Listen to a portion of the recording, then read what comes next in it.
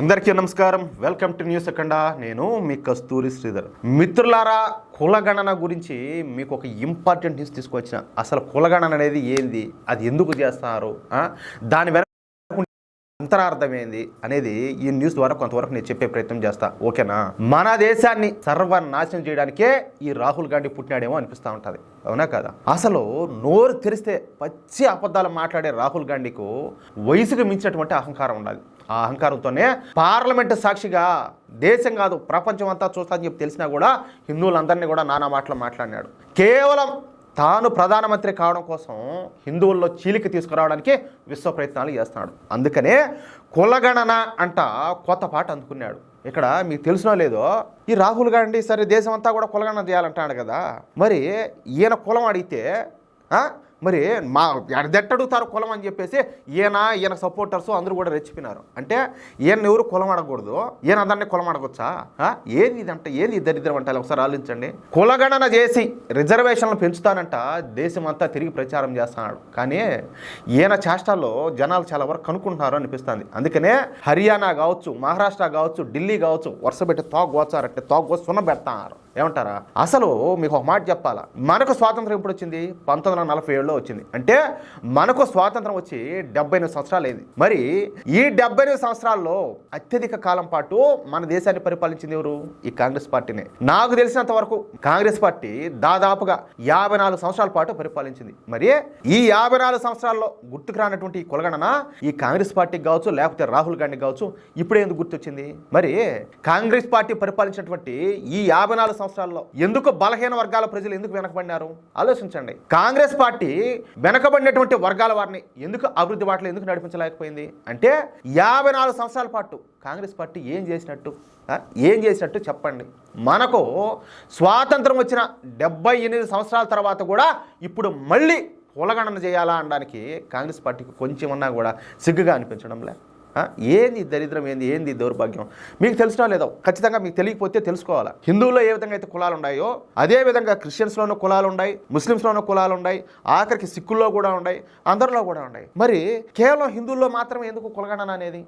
ఏంది ఇది అంటాలే. అసలు మనకు స్వాతంత్రం 1947లో వచ్చింది కదా, మనకు స్వాతంత్రం వచ్చినటువంటి 2 సంవత్సరాలకు చైనాకు స్వాతంత్రం వచ్చింది. అంటే చైనాకు 1949లో స్వాతంత్రం వచ్చింది. కొంచెం జాగ్రత్తగా ఉండండి ఈ పాయింట్. మరి చైనా బడ్జెట్ మన భారతదేశం యొక్క బడ్జెట్ కన్నా ఇప్పుడు 5 రెట్లు ఎక్కువగా ఉండదు.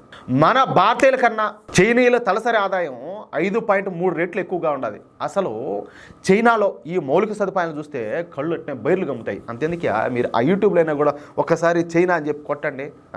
ఎంత అద్భుతంగా, ఎంత అందమైన నగరాలు, ఏ విధంగా వాళ్ళు దాన్ని అభివృద్ధి చేసుకున్నారు చైనాను. అమెరికాను మించిన స్థాయిలో చైనాలో మౌలిక సదుపాయాలు కల్పన చేశారు. అందుకే చైనా అంత అభివృద్ధి చెందుతా వచ్చింది. ఒక సమయంలో 12% వృద్ధి రేటును ఈ చైనా అయితే సాధించింది. మరి ఎప్పుడూ ఈ చైనా నామస్మరణ చేస్తూ ఉంటారు కదా, చైనా. మీరు విన్నారు లేదో, మొన్న కూడా పార్లమెంట్లో చైనా చైనా చైనా చైనా అని చెప్పి జపం చేశాడు ఈయన గారు రాహుల్ గాంధీ. చైనాతో రహస్యంగా ఒప్పందం చేసుకున్నటువంటి రాహుల్ గాంధీకు ఈ విషయాలన్నీ తెలియదా? ఖచ్చితంగా తెలుసు. కానీ మన భారతీయులు అమాయకులు. పైగా ఈ majority media pseudo secular media, ఇక సోకాల్డ్ మేధావుల సంగతి అసలు చెప్పాల్సిన అవసరం లేదు. ఇక మన దేశంలో ఉన్నటువంటి ఈ మిషనరీలు కావచ్చు, ఎన్జిఓల సంఖ్య 1,00,000కి పైన ఉంటుంది. పైగా కావాల్సినంత మంది ఈ సూడో సెక్యులర్లు మన దేశంలో ఉన్నారు. చూడండి ఎంత దరిద్రమో, ఎంత దౌర్భాగ్యమో, మన కర్మ చూడండి ఒకసారి. పైగా మన హిందువులకు కుల పిచ్చి ఎక్కువ. ఏం లేకపోయినా కూడా సరే, ఇప్పుడు ఒక ఏదైనా ఉండేట్టు మాట్లాడుకుందాం. తప్పు మనలో ఉన్నది, లోపం మనలో ఉన్నది. మన ఎదుటి మనం అడిగేదానికి అనేదానికి మన అర్హతే లేదు. ఏమంటారా? ముస్లిం గర్వంగా నేను ముస్లిం అని చెప్పుకుంటాడు. నాది ఆ కులము, నే సున్నీ, నే షియా, లేకపోతే నేను అదో పఠానో, లేకపోతే ఇంకోటి అని చెప్పి వాళ్ళు అన్ని మాట్లాడరు. మేము ముస్లిం. క్రిస్టియన్ నే క్రిస్టియన్ అని చెప్తాడు. సిక్కులు మేము సిక్కులు అని చెప్పుకుంటారు. జైనులు మేము జైనులు అని చెప్పుకుంటారు. పార్సీలు మేము పార్సీలు అని చెప్పుకుంటారు. మరి మనకేం పోగలం? ఈ కులపిచ్చేందిరా స్వామి, ఏందిరా నాయన మనకి కర్మ? ఈ కులపిచ్చి రోతలో పడి అసలు చేసినటువంటి మన హిందుత్వాన్ని మనం పక్కన పెట్టుకుంటాం. ఆఖరికి దైవ దోషణ చేసినా మనం కొలిచేటటువంటి మన భగవంతుని వాళ్ళు నానా మాటలు మాట్లాడుతామని కూడా మనలో శలం లేదు. అంత మాత్రం కులాన్ని మన అమ్మ రగిలిపోతాయి. అట్నే మామూలు బతకనీళ్ళు తట్టుకోలేరు. గుళ్ళ మీద గుడ్డలు నిలబడవు. సిగ్గులే ఎవరివరన? మీ అమ్మని తిడితే నీ కోపంలే, నిన్ను తిడితే కోపం వస్తుందా? సిగ్గులే అంటే కులాన్ని తిడితే కోపం వస్తుంది, హిందుత్వాన్ని అంటే మాత్రం కోపం రాదు. అట్టా బతుకులు బతున్నా మనం. ఇక ప్రాంతీయ సెంటిమెంట్ల కోసం ఆత్మాహుతి చేసుకోవడానికి కూడా సిద్ధపడిపోతారు.